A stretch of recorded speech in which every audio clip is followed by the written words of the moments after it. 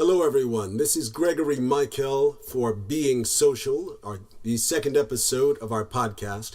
The topic tonight is racial profiling. We hope to have some callers chiming in to give voice to their concerns, and if not, I have plenty to talk about. This will air as a live Google Hangout momentarily, as well as being available on YouTube and acclaimtheatricals.com, as well as gregorymichael.com. The topic that no one wants to talk about, racial profiling, is a topic that we need to discuss the most. My theory is that the reason people shun the topic or pretend that it doesn't exist is because they are afraid of their own part in the process, intentionally or subconsciously, or the feelings of inadequacy to debate the topic without offending someone exist. It's like not talking about religion. We're told that it's socially unacceptable to bring the topic up in public, yet we've seen the dire consequences of not talking about it. I was listening to a PSA the other day, which I'll play for you momentarily, an audio clip about a young teenage African American who was profiled and arrested and later found innocent. And of course, we are all familiar with the TREYVON Martin murder incident that occurred in South Florida. Here's the clip of the PSA that aired on YouTube. I'll play a clip for you momentarily just to listen. Good morning, everyone, and boy, do we have an interesting story to tell today, Kip. Yeah, we sure do, Jeff. A 15-year-old African-American youth was arrested 2 days ago. He was associated with the murder and locked up. After a day of trials and investigations, they found the original culprit after they let the kid go. Sounds like a bad case of racial profiling. That's probably a pretty hard situation for a kid to go through. Yeah, he could already be dealing with stereotypes at school and in the rest of his life. He will have to carry this with him for the rest of his life, too. There's a lot more of this kind of stuff going on around than people think, but that's all we have time for today, folks. Think about it. Spread the word. Now, that is an example of you're so interested in like-minded folk trying to bring light to just one scenario. And of course, this goes on around us all the time. I live in Manhattan. And, you know, I went to school. I'm a well-trained actor, and I'm well-read as an individual.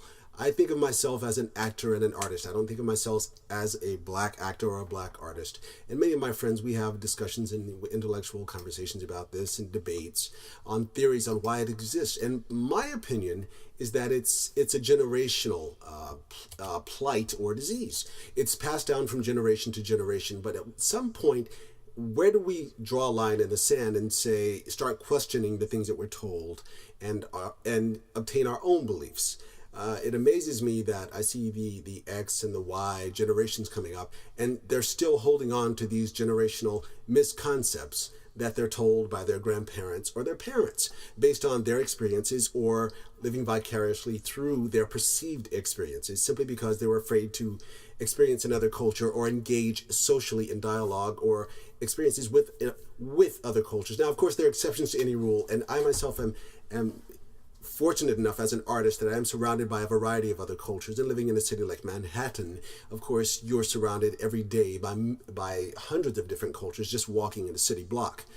But as for me, I grew up in the South.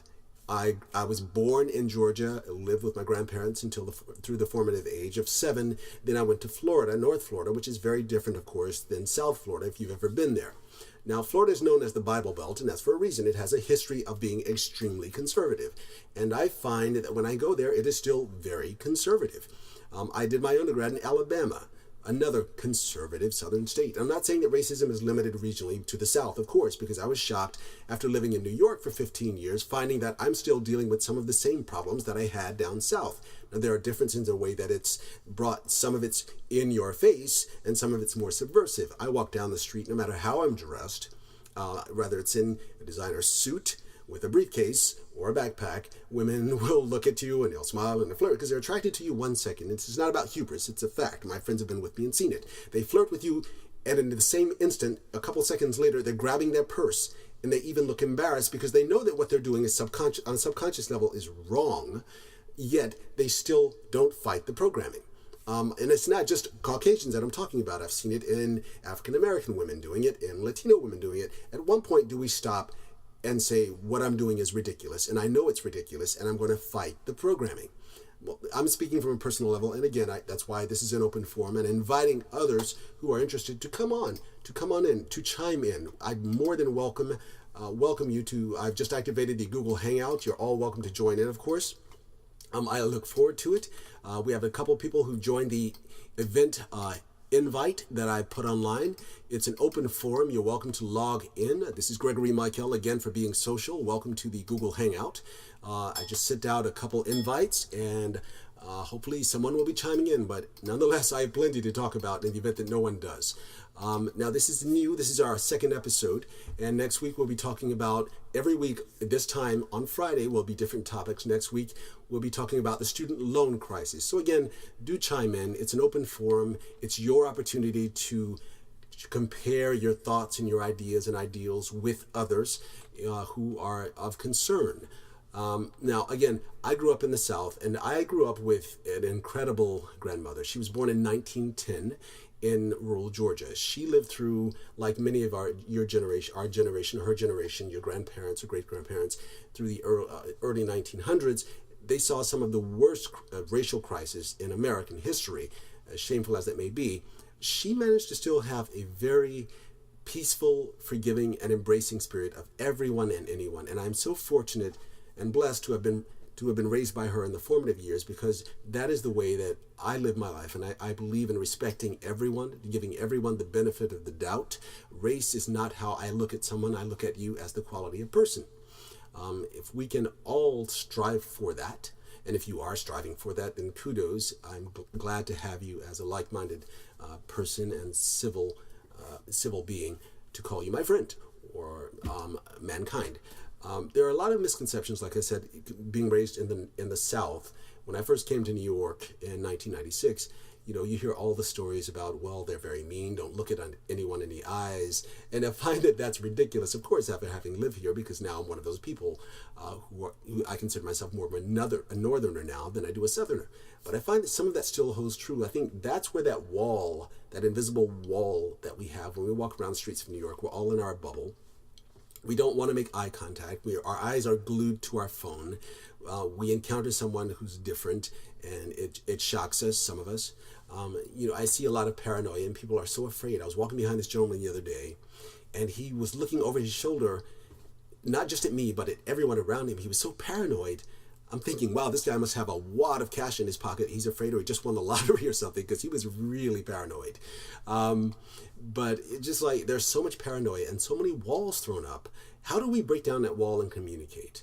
How do we begin a dialogue where we're not pensive, we're not threatened, by engaging with our fellow citizens and mankind, to say, okay, this is a problem that we cannot solve until we have an open dialogue, an open discussion. I think about 2008, when the economic crisis began. These guys are on Wall Street. They stole, literally pilfered, the global economy. They almost bankrupted the global economy. These guys are walking around in thousands of dollars in suits, and they are rewarded for thieving. But the man on the street who's working 2 jobs, trying to support his family, he's the guy that you're afraid of on the street that's going to take something from you. When this man, the average man on the street, will more likely be penalized 10 times more than a Wall Street banker, who certainly deserves it, for having a few grams of pot in his car or in his pocket, or because he dresses a certain way, or because police have been told that you need to profile this particular demographic of the population on any given week to meet a quota or to keep them in line. When do we start fighting the programming? I think that society has to stand up. We have voices. We have technology. When something happens, we have Twitter, and that's a great resource. But when do we give voice? When do we start fighting the programming, fighting the system? We become so programmed to be afraid of each other. I find that that's one of the main things that we have to learn to overcome, that we have to start engaging in dialogue, not being afraid to talk about it. Here's a scenario. About a year ago, I was working, as you know, I'm an actor, so I was working with a fellow actress. We were having lunch, and it was back when Obama won the first election. So it was about a week later, and she said to me, now that we have an African-American president, the race issue is now over. My response, deer in the headlights. I'm looking at this woman like, I've known you for years, and you actually said that to me. How incredible. And that just confirmed that we have so much work to do to understand each other, to understand this topic that is so hypersensitive, that is so, downplayed. It's like, what that said to me is that, okay, I don't understand what's really going on in your world that you deal with, but I'd rather pretend that it doesn't exist and we can wipe the slate clean and start over. I wish that were true. I don't know, when you've drained generations or two generations of their hopes of obtaining the American dream or any dreams because of government's failure to put in place social education systems available to all who desire it, to balance the scale. Of course, there's going to be anger. There's going to be, there should be anger. There should be a demand for better, not only economically, but equality. We have voices, we have pens, we have email, which in numbers is power. Write your senators, write your elected officials, your civil board members, let them know what's going on in your neighborhood. I was walking down the street a year ago on my block, nearing my apartment, and a police officer stopped me and he said, "Sir, I'm sorry, someone was just assaulted on the other tower of your building." And he pulled out a photograph and he said, "I'm sorry, I have to check your ID." My neighbors who know me, live in the neighborhood, they're walking by looking at me like, what's going on? Nobody's asking what's going on. They're just looking at me, and some looking at me derisively going, "Oh, it's happening again." And I'm like, this is really humiliating that I live in this block. I work very hard. I support myself. I pay my taxes. I pay your salary as an officer. And I have to say, the officer was polite. He was very polite. He wasn't aggressive. It wasn't abusive. He didn't frisk me, do anything like that. He asked for my ID. He pulled out a photograph of the assailant that they were pursuing, showed me. The man looked absolutely nothing like me whatsoever. My response was, this doesn't look anything like me at all. He couldn't say anything other than, "Sir, I'm sorry. I have to do this. It's my job. I'm told I have to do this. We're doing it to everyone on the block." Yet I saw several people walking past me that were not stopped, were not harassed. And this kind of thing happens so much. Like I said, I grew up in the South. I had problems when I was in college. I've been stopped because I had Caucasian friends in the car with me when I was driving cross country. And they were taken out of the car, put in the other car, and they were questioned separately from me. I mean, this kind of thing happens all the time, and no one talks about it. No one gives voice to it. So at least in this open forum, I'm hoping in this one episode that someone else will chime in, that someone else will give voice to chime in and to say, yes, this is an incident that happened to me, or this is an incident that I've experienced. I don't know what your experiences are, but hello everyone. This is Gregory Michael moderating. Sorry about that. Just that's the podcast that I put up, the video on YouTube. You can check that out. That's the first episode, and of course, again, you're welcome to chime in anytime you like to give voice to your experiences. If you have any whatsoever that you find challenging, by all means, do give us a call. So that's my story. That's what's been going on with me. Again, if you have anything you'd like to add, by all means, ring in. So again, coming from the South, I have experienced a lot. I don't know what it's like in your experiences. If you've experienced anything, again, I played the audio for you that came from some young gentlemen on YouTube, and I applaud them for bringing that to the public forum. I hope you'll do the same. So again, this is Gregory Michael for Being Social. We'll keep the line open. You're welcome to call and let us know what's going on with you. Any issues? Again, if you don't chime in this week, by all means, chime in next week. Okay, this is Gregory Michael for Being Social. We have our first caller in tonight. I'm sorry, go ahead. This is Linda calling in. And where are you calling in from, Linda? What state are you? I'm calling from Jacksonville, Florida. Jacksonville, Florida. That's what part of Florida is that? This is the West Coast or East Coast or Northeast? Okay. And how'd you hear about our podcast tonight, Linda? One of my friends was on the internet and she was telling me about it. Okay. So I decided to call and voice my opinion here. Well, welcome. We're glad to have you. You're our first caller, so we're definitely glad to have you. I hope that this won't be the last time that you call in. So tell us, what compelled you? What is your concern? What is your experience, perhaps, or that you'd like to express regarding racial profiling? Well, I'm calling in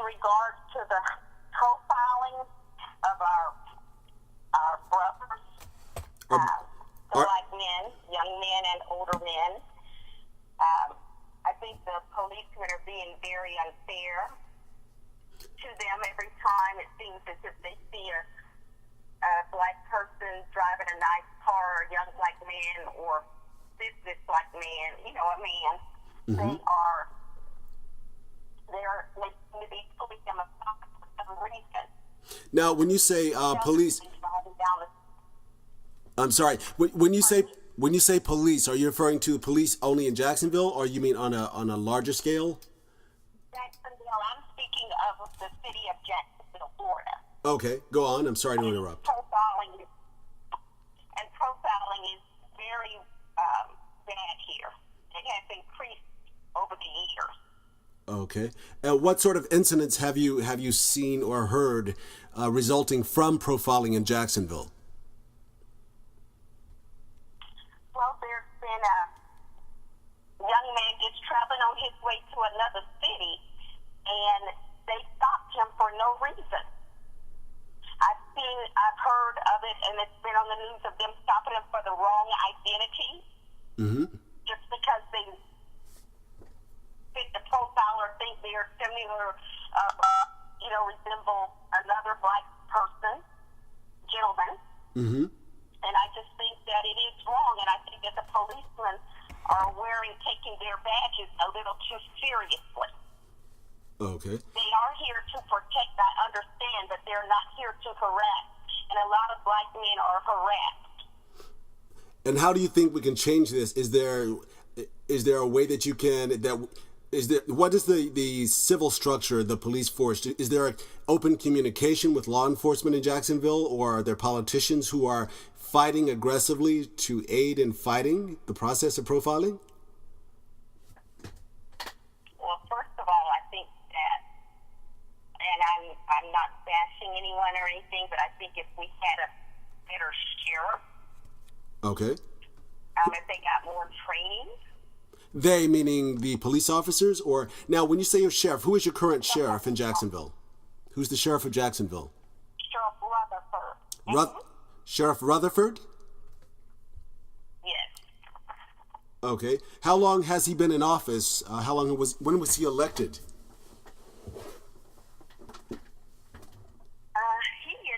He's on his second term. And I'm thinking that's going on about 5 years now. Okay. So you were saying that the police officers also need better training. What recommendations do you think that they're lacking? What kind of training are they lacking, not getting, that they should have?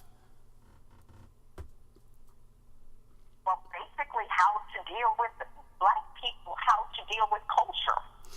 Okay. Now, the racial profiling... Now, I'm sorry to interrupt, Linda, but the racial profiling, do you see it only related to African Americans? Because I know that Florida South Florida at least, is very heavy with Cuban or Latin culture. I don't know, what's the demographic in Jacksonville? Are there Asian, Latin cultures also? Do you see this as a problem within those cultures in addition to African American? I tend to see it more with African Americans. Even, for instance, it was on the, I'm not going to say this is profiling, but this was just an instance. They had an instance in South Florida where a man just got shot, but it was for drug dealing. And I think so. He was Latino. He was Latino. I see. But for instance, even a few minutes ago, they just... I'm sorry? What? The policemen think that they are... let me see. I'm trying to think of the word for it, but it's almost like they think they're the president. I see. For instance, when I was coming home a few minutes ago, I'm riding down in a 30-mile speed zone in a neighborhood, and the police is doing about 45 or 50. I see. So they're not setting the example or being the role model that they're expected to be. They're definitely not setting a role model for people. I see. Not at all. Okay. When you can speed or you can turn your lights on whenever you please to get through traffic.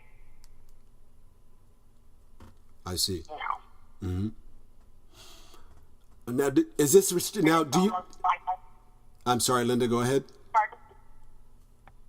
Yeah, I was just going to say, and even when other people visit, like when I have family and friends that come from out of town in other states, they even notice the racism, like they feel they're being watched or they're being followed.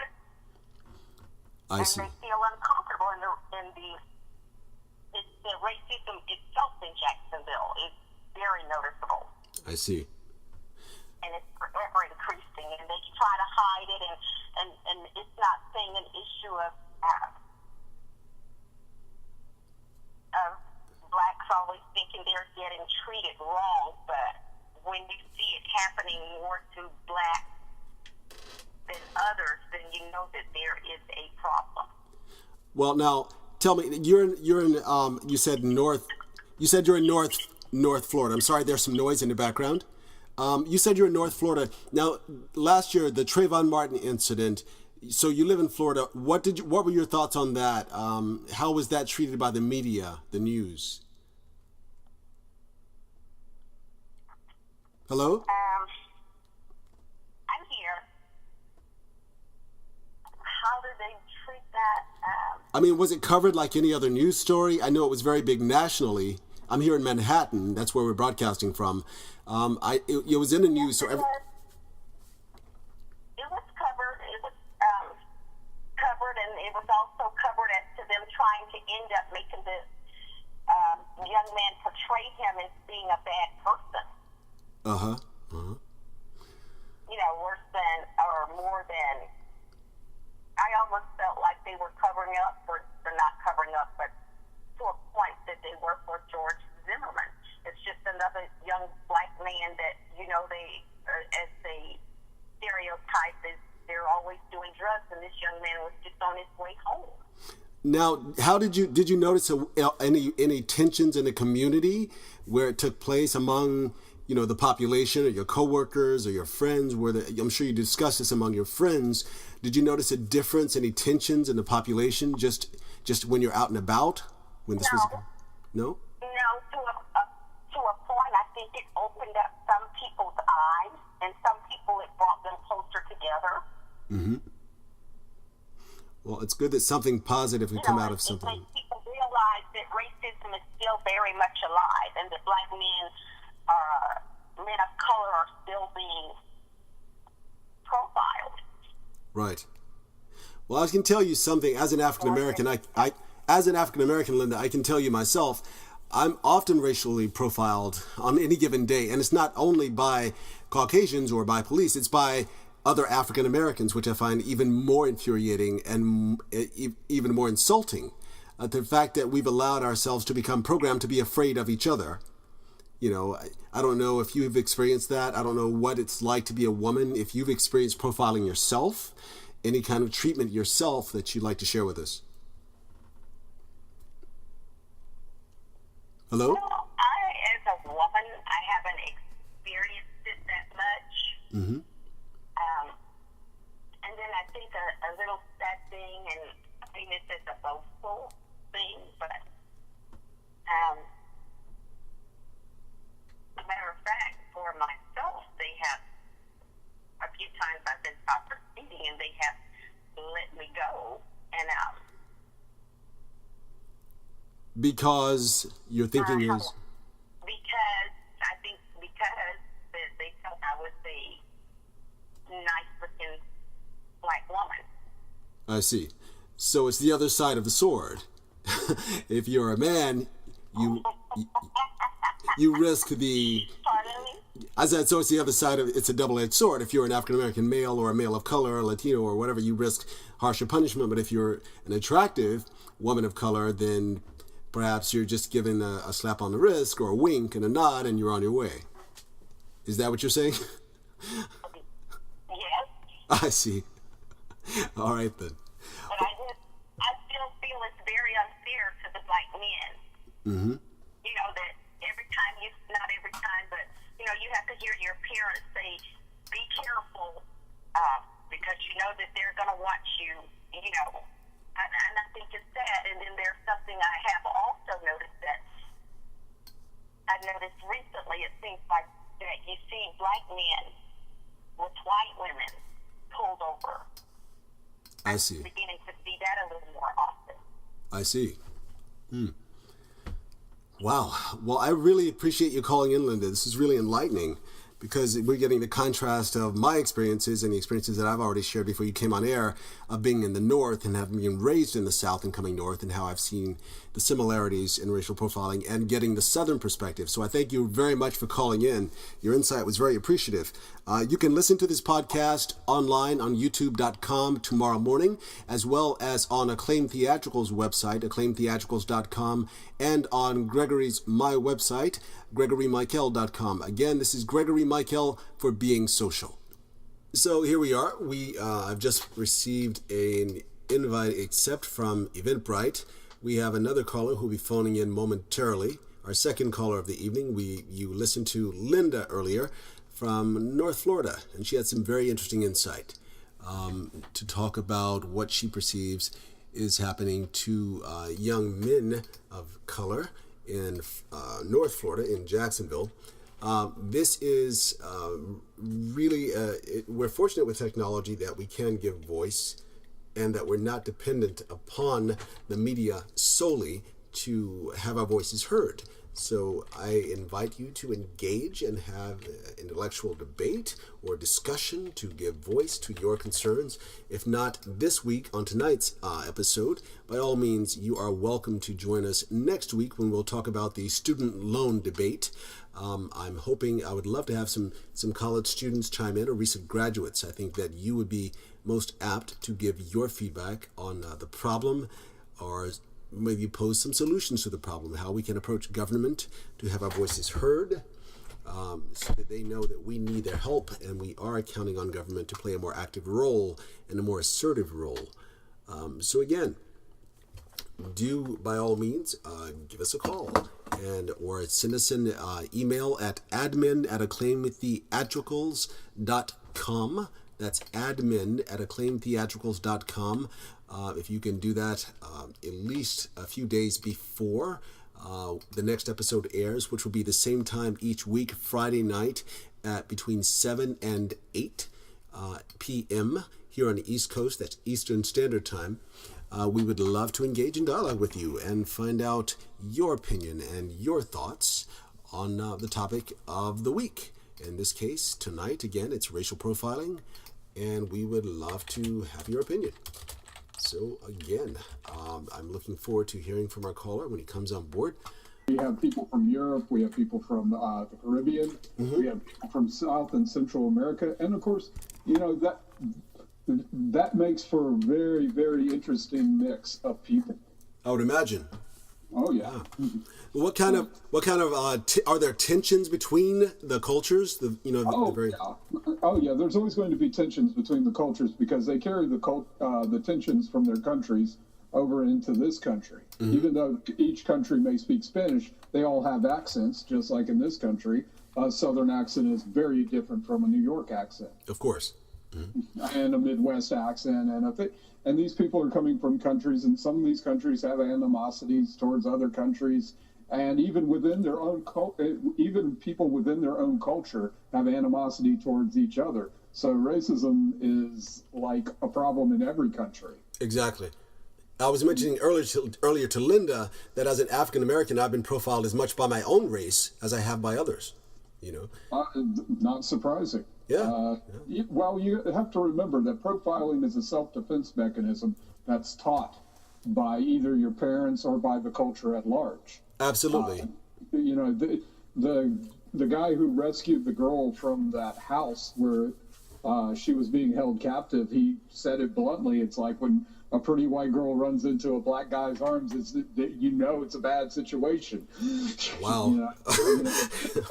So it's definitely like we're all taught a level of profiling as a self-defense mechanism, because sometimes people do behave to the worst nature of what they're being accused of. You know. Exactly. And there's always the fear of the different. You know, people that don't look like you is the easiest thing to identify. It's innately inbred. It's human nature, of course. Well, I mean, it's like as a Southern as a Southerner, if I go up to New York, people are going to hear my accent and think I'm from the mountains of Tennessee, and I have a moonshine. I'm married to my cousin. Right. But if I don't say anything, they would overlook all that and assume that I'm a Caucasian male, which means I'm mostly safe. Yeah. It's funny because I was talking earlier on about my coming from the South and my first experiences in the North and all the preconceived notions and phobias that I had about New York. It's funny, and now that I'm in New York, I'm seeing that a lot of the racial tensions that I experienced in the South, I find that I'm experiencing them here slightly in a more subversive way sometimes than in the South, where it's a little more in your face, I think. I don't know if that's your perception and what you see in South Florida, how it varies. It's a real. I try to be aware of things because my job involves dealing with the public. Mm-hmm. All the time. I mean, I know I'm essentially a civil servant, okay, and I work for the library system, so I'm dealing with different people each time. Right. And the one bit of our training that they always emphasize is not to judge people. Work the problem, not the person. Don't make any preconceptions about people. Right. There are a lot of very wealthy people who live in Miami, and there are a lot of poor people who live in Miami. Right. But looking to them side by side, you couldn't distinguish one from the other sometimes. Exactly. Because people dress up and people dress down. But they have subtle issues. But when they're amongst their own ethnicities or their own countrymen, I think that's when it comes out the most. I see. Mm-hmm. Yeah, I've seen it up here a lot from just being in the circles that I run in. I mean, I'm fortunate I'm in the arts, so it's a lot more diverse, and there's more, I think there's a more desire for diversity in my profession. But being as a public servant in the civil service sector, I imagine it must be somewhat different. And Miami is, again, considered a cosmopolitan place, much like Manhattan. Now, what about your personal experiences? Have your ethnicity or your nationality is?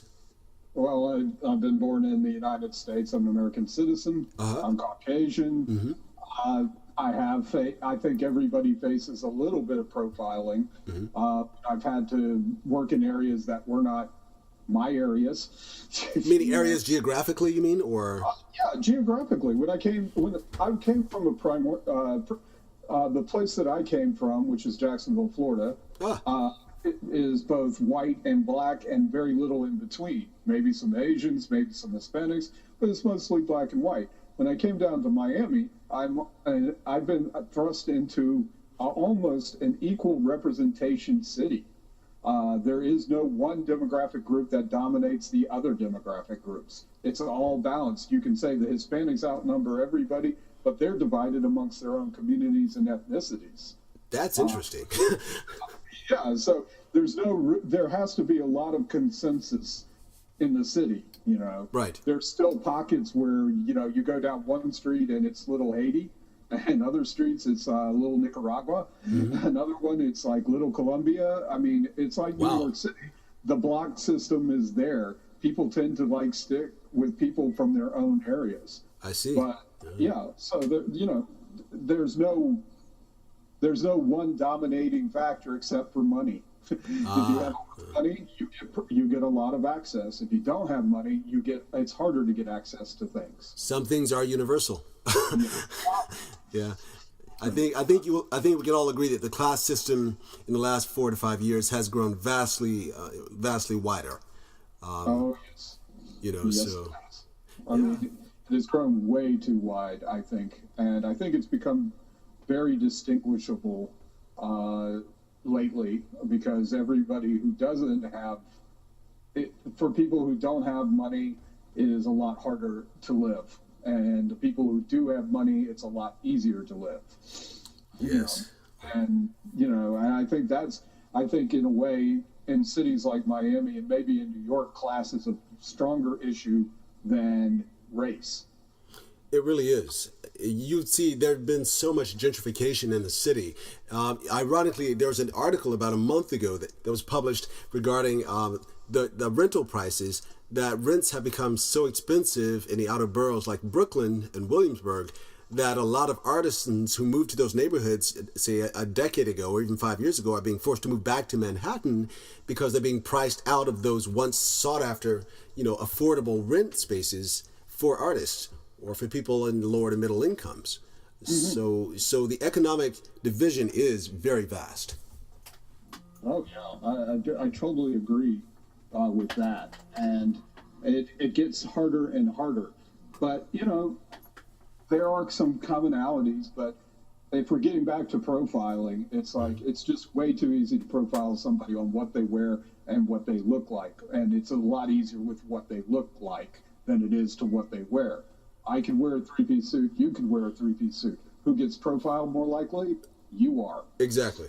Yeah. So it's like, we have that, this has been to me, this has been the great weakness of our culture, is that we still are a segregated mindset. Yes, we are.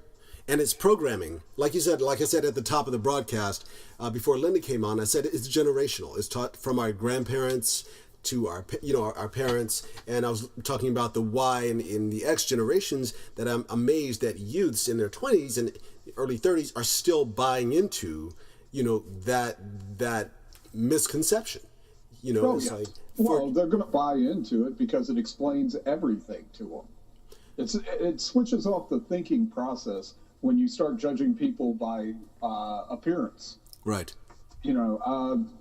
I work in a library that has a lot of Asians coming in, and one of my colleagues, a person from South America, said, "Wow, these guys are really smart. They must be really good in mathematics." And I'm like going, "How can you tell that from what the kid is checking out? He's checking out the same things other kids check out. He's not checking out calculus books." Wow. And it just said, "Well, they're just supposed to be good at that." And you're like, "Well."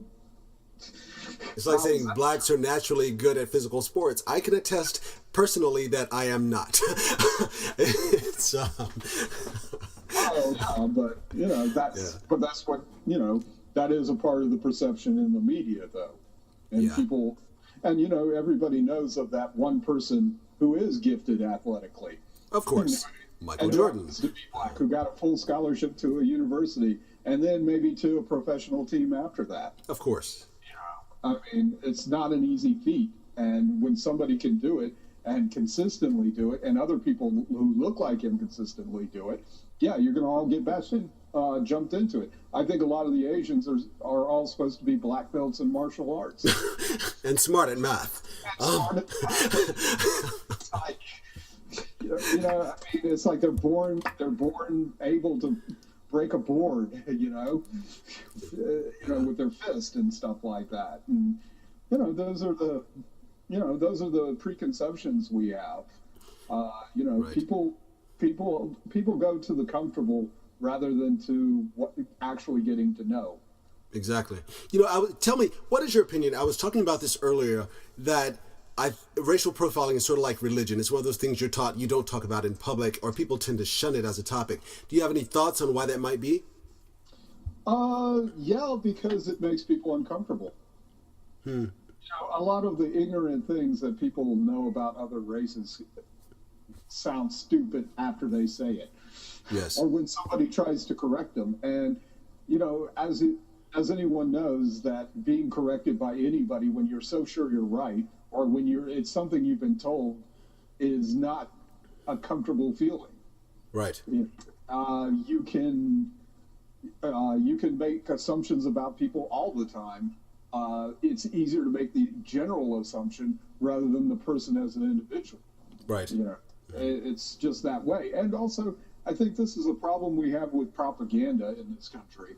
World War II, we really did a good job of propaganda against people who are our enemies. And when the Cold War came along, we made a lot of propaganda about those people. And it made it easy for us to think about them as being an enemy rather than as a human being.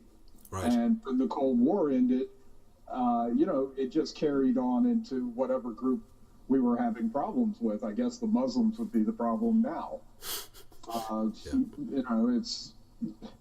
It's something we're more comfortable with when this stuff is given authority. And when it comes to dealing with races, there was a lot of propaganda against race. Right. You know, Japanese were treated horribly in World War II. Of course. Yeah, and blacks, of course, have always been treated horribly. You know, I mean, and it's like, you know, homosexuals, the same deal. People who are extremely religious have been treated pretty badly, and people with no religion have been treated badly. So, Right. you know, go down the list of things. If you speak only Spanish, you're treated badly.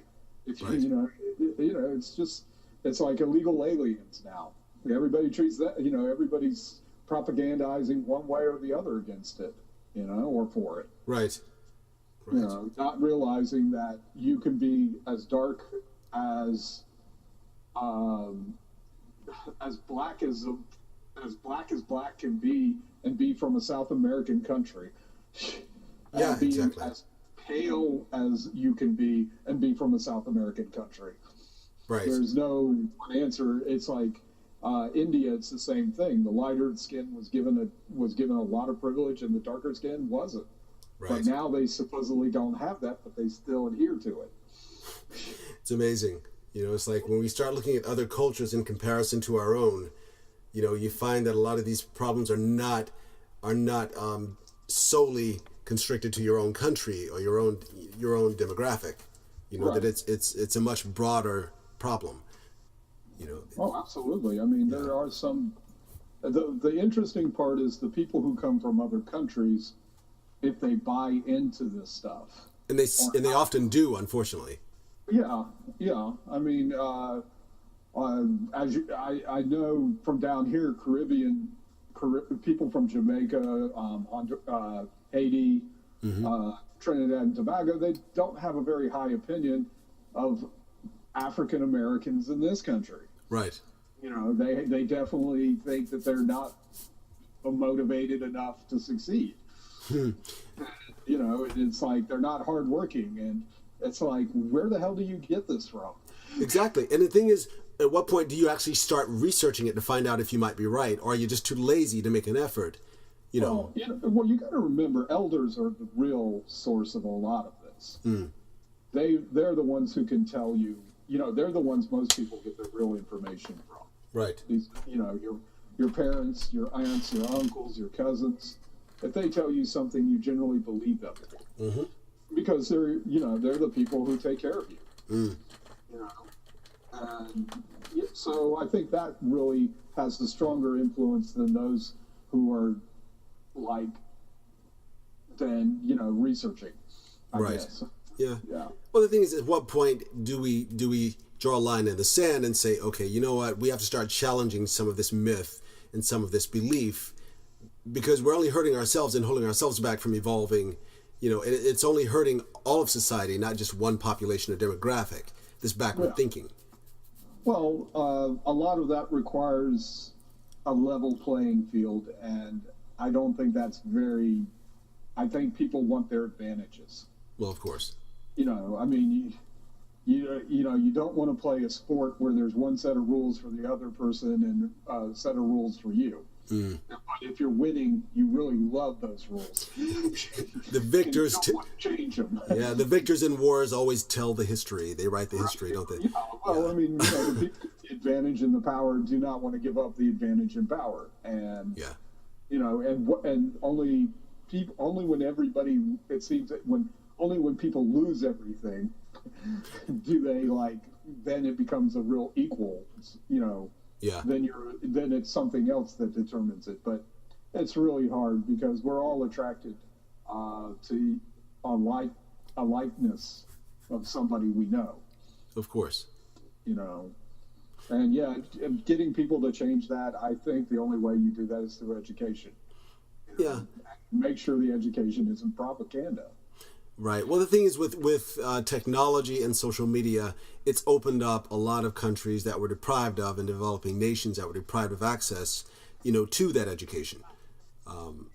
So I think that's a good beginning.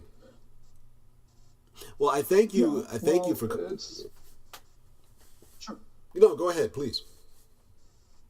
Well, just the final concept is just like, only thing I can say is that I see encouraging signs, I see discouraging signs. And a lot of the economic turmoil tends to make it a lot harder to bring people together.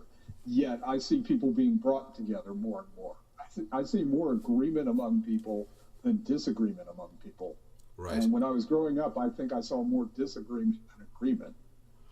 I'm not talking politics. I'm just talking about common interest. Nobody wants to be in credit card hell. Nobody wants to be in debt. Right. Everybody wants good education. Everybody wants decent health care. And they want it for everybody. They just don't want it for themselves. They want people to be fed. Right. Yeah. Well, it's funny because you mentioned the debt, because the next topic of next week will be the student loan crisis. So again, I thank you for taking interest in calling in. You certainly had some interesting insight. For both of our callers, Linda, thank you again. Bruce, thank you again. And again, join us. You can go to acclaimtheatricals.com. You'll see this podcast live there listed, as well as on YouTube. That's Being Social is the name of the podcast. This is episode 2. And this is Gregory Michael for Being Social. Thank you all for listening, and do subscribe to our channel and look for us on Eventbrite, where you can register every Friday at this time between 7 and 8 p.m. We look forward to hearing from you. Thank you.